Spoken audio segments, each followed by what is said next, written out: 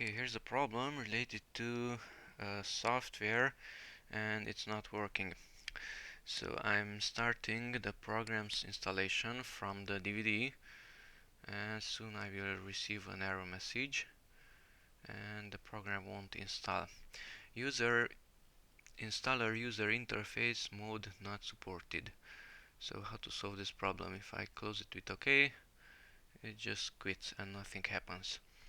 If I start it once again, the same problems is going to be shown once again.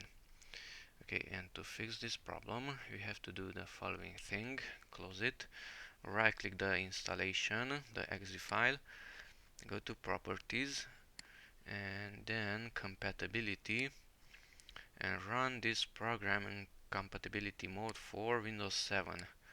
Select Windows 7 from that list and close it with OK.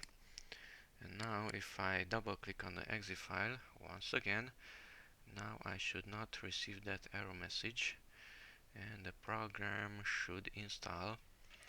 And yes, the error message gone and the program can be installed. Okay, that's it. Thanks for watching. Bye bye.